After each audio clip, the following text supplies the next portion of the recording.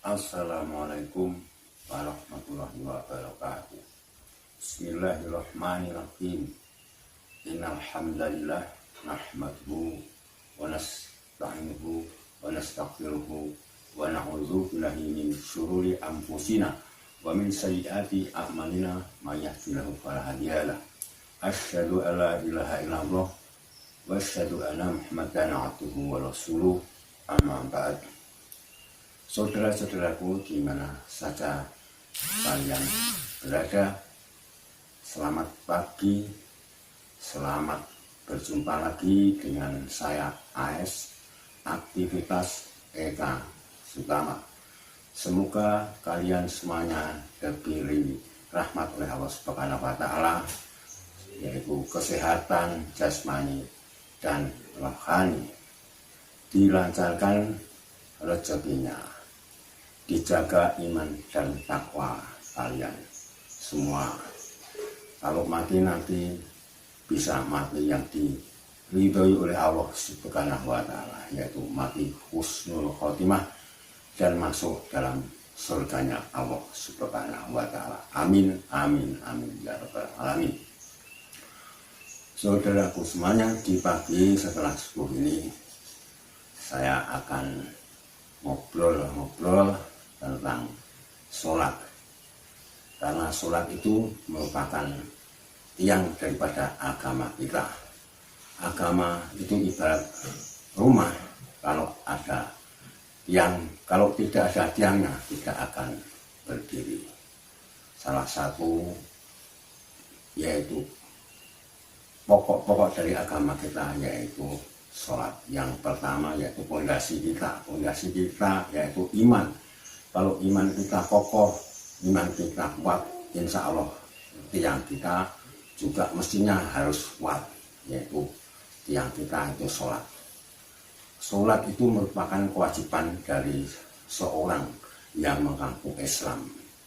Seorang yang mengaku Islam, orang yang sudah mengaku masuk agama Islam dengan asyhadu alla ilaha illallah wa asyhadu anna Muhammad Rasulullah, mengakui bahwa tidak ada Tuhan selain Allah yang disembah, yang diibadahi, yang disujudi, yang dimintai pertolongan, dan mengaku Tuhan itu yang esa, yang maha segalanya, yang membuat langit, bumi dan seisinya, membuat kita, membuat tumbuh-tumbuhan, membuat hewan, menurunkan hujan, membuat gunung, membuat laut dan lain sebagainya, yang tidak ada yang menyamainya, ya, tidak diputrakan, tidak punya bapak, tidak punya ibu, tidak punya istri, tidak ada satupun makhluk yang menyamainya. Memerintahkan untuk sholat, ya.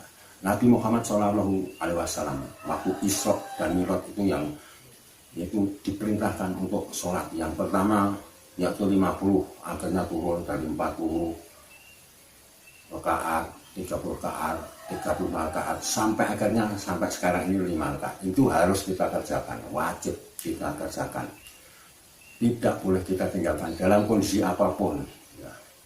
Mungkin dalam perjalanan kita bisa kita jamak, kita gabungkan, ya, kita jamak atau jamak kosor kita gabungkan dari, misalnya dari luhur dan asar, kita gabung menjadi 2 rakaat dan 2 rakaat. Jadi yang 4 rakaat menjadi 2 rakaat.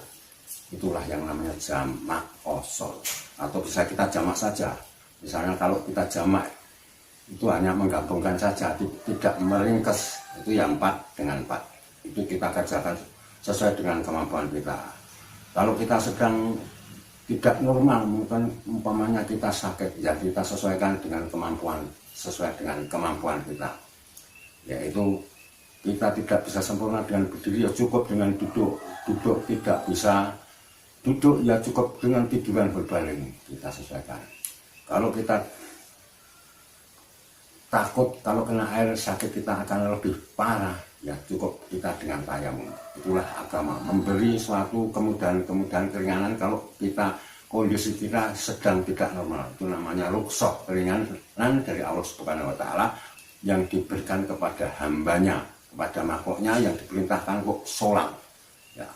Allah menciptakan jin dan manusia itu wa ma khalaqul jinna wal insa illa liya'budun. Aku ciptakan jin dan manusia itu tidak lain dan tidak bukan hanya saya perintahkan untuk ibadah, yaitu ibadah yang bersifat khusus, ibadah mahdzub, di antaranya sholat itu tadi, yang tidak boleh dikurangi dan ditambah.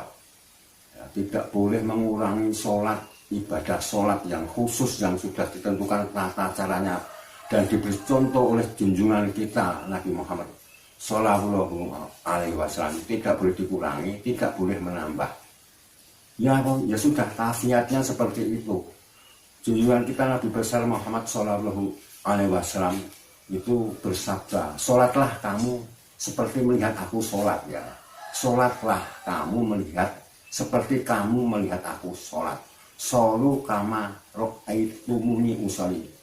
Bukan sholatlah kowe muni usolli, tapi sholatlah kamu melihat seperti melihat aku sholat. Aku sholat. Kalau kita sekarang ini tidak bisa melihat junjungan kita besar Muhammad Shallallahu Alaihi Wasallam, tidak bisa menangi, orang yang menangi Rasulullah, ya kan dalam hadis-hadisnya, hadis Bukhari Muslim, dan banyak ada buku-buku sifat sholat Nabi, ya kita ikuti guru-guru kita, ya ulama-ulama kita yang sokeh, ya ulama-ulama kita yang hanif, yang lurus itu seperti apa sholatnya. Subuh 2 rakaat, ya sudah 2 rakaat, tidak boleh mengurangi dan menambah. Begitu juga luhur 4 rakaat, ya tidak boleh mengurangi atau menambah jadi 5 rakaat. Wah saya kuat kok, saya rosok, saya mampu 5 rakaat, mampu 10 rakaat, ya tidak boleh, tidak bisa, tidak sah kalau tidak sesuai dengan apa yang dilakukan, apa yang dicontohkan oleh junjungan kita Nabi besar Muhammad Shallallahu Alaihi Wasallam. Luhur 4 rakaat, 4 rakaat ya 4 rakaat, tidak boleh menambah ataupun mengurangi 3 rakaat, tidak boleh. Kalau sujudnya seperti apa, ya ikuti Rasulullah. Rukuknya seperti apa, ya ikuti cara-cara sholat junjungan kita Nabi besar Muhammad Shallallahu Alaihi Wasallam. Takbirnya, ya takbir Allahu Akbar, tidak boleh di bahasa Indonesia ini kan terus Allah Maha Besar, tidak boleh. Bismillahirrahmanirrahim, bacaannya ya bacaan Arab, ya bacaan Arab. Bismillahirrahmanirrahim, alhamdulillahirabbil alamin, ar-rahmanirrahim, dan seterusnya. Tidak boleh terus bacanya di bahasa Indonesia kan. Allah yang Maha Pemurah lagi penyayang, terus yang Maha Pengasih lagi penyayang, di bahasa Indonesia kan tidak boleh. Alhamdulillahirabbil alamin, segala puji bagi Allah seluruh sekalian alam, di bahasa Indonesia kan tidak boleh. Bacaan-bacaan dalam sholat itu harus ya sesuai dengan apa yang dicontohkan oleh junjungan kita Nabi besar Muhammad Shallallahu Alaihi Wasallam. Ya bahasa Arab, ya bahasa Arab, tidak boleh mengganti dengan bahasa Indonesia, bahasa Inggris, terus mungkin apa bahasa Cina atau bahasa Jepang, tidak boleh. Ya udah ikuti apa yang dicontohkan, dilakukan oleh junjungan kita Nabi besar Muhammad Shallallahu Alaihi Wasallam. Tidak boleh dengan bahasa Arab. Toh kalau sudah Assalamualaikum warahmatullahi wabarakatuh sudah selesai, kalian tidak bisa berdoa. Kalau kita sudah berdoa, sudah wirid, zikir, astagfirullahaladzim, astagfirullahaladzim, terus memuji alhamdulillahirabbil alamin, alhamdulillahirabbil alamin, subhanallah, subhanallah, Allahu akbar, dan seterusnya. Terus kita berdoa, sudah memuji kepada Allah, keagungan, kebesarannya, kemahakuasaannya, kerahman rahimannya, kita memuji kepada Allah. Terus kita nyuwun ndonga dumateng Gusti Allah itu. Kalau tidak bisa dengan bahasa Arab boleh, dengan bahasa Jawa monggo, dengan bahasa Indonesia monggo. Tapi kalau bisa dengan bahasa Arab ya dengan bahasa Arab, terus dengan bahasa Indonesia. Doa dengan yang dicontohkan oleh Nabi, mungkin dengan doa-doa yang pendek-pendek, Robbana atina fid dunya hasanah wa fil akhirati hasanah wa qina adzabannar. Robbana dzalamna anfusana wa ilam taghfirlana wa tarhamna lanakunanna minal khasirin. Robbana atina fid dunya hasanah. Ya Allah, berilah aku ya kebahagiaan, keselamatan di dunia, ya. Berilah aku Robbana atina fid dunya hasanah. Ya Allah, berilah aku keselamatan di dunia, kebahagiaan di dunia, dan keselamatan di akhirat. Ya tidak apa-apa dengan bahasa Indonesia. Ya Allah, ampunilah dosa-dosa saya. dosa istri saya, dosa anak saya, dosa ibu saya, bapak saya, baik yang masih hidup maupun yang sudah meninggal, dosa semua kaum muslimin, ya, dosa orang-orang yang beriman, dosa saudara-saudaraku, dosa teman-temanku, dengan bahasa Indonesia tidak apa-apa. Itu kalau sudah selesai sholat, sudah di luar sholat, ya. Kalau pas sholat tidak boleh dengan bahasa-bahasa kita, ya dengan bahasa yang sudah dicontohkan oleh junjungan kita Nabi besar Muhammad Shallallahu Alaihi Wasallam. Sholat harus kita kerjakan di mana saja, kapan saja, dalam kondisi apa saja keadaan kita, sesuai dengan kemampuan kita, sesuai dengan apa yang kita bisa. Dan sholat itu, mudah-mudahan sholat itu bisa kita hayati, kita yakini. Sholat kita bawa kemana-mana, bahwa sholat itu harus bisa mencegah perbuatan-perbuatan yang tidak diridhoi oleh Allah Subhanahu wa Ta'ala. Harus bisa mencegah perbuatan-perbuatan yang faksa, perbuatan yang merusak akidah kita, merusak yaitu amal-amal kita. Ya, itu harus kita cegah. Jangan sampai kita melakukan perbuatan-perbuatan yang merusak amal-amal ibadah kita, merusak sedekah kita, merusak sholat kita, ya, merusak haji kita, merusak keislaman kita. Ya. Contohnya umpamanya perbuatan maksiat itu kan, perbuatan maksiat yang tidak baik itu kan merusak sholat kita, ya, merusak sedekah kita, merusak amal-amal baik kita.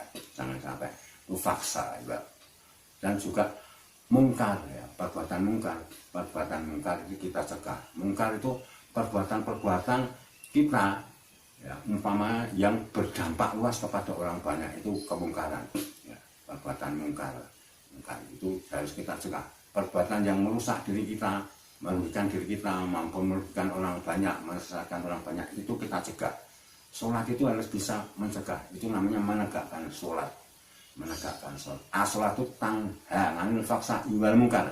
As-sholatu tanha 'anil fahsya'i wal munkar. Sholat itu harus bisa mencegah perbuatan mungkar, ya, perbuatan yang jelek, yang berakibat berdampak luas kepada orang banyak, ya. Berdampak luas berakibat kepada orang banyak, yang mungkar, yang tidak baik, perbuatan yang dilarang, yang diridhoi oleh Allah Subhanahu wa Ta'ala.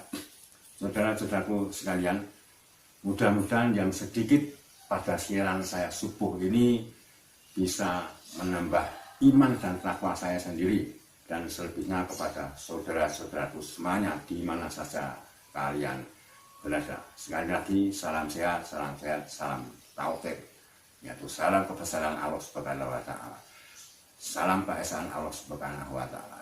Marilah kita kokohkan iman dan takwa kita. Kita laksanakan sholat, yaitu di mana saja, kapan saja, dalam kondisi apa saja, sesuai dengan kemampuan kita. Dan juga sholat kita, yaitu kita betul-betul sholat sesuai dengan apa yang dicontohkan oleh junjungan kita Nabi besar Muhammad Shallallahu Alaihi Wasallam. Wallahu a'lam bishawab. Ada kurang dan lebihnya saya mohon maaf yang sebesar-besarnya. Inilah yang saya mampu, yang saya bisa. Sekian, assalamualaikum warahmatullahi wabarakatuh.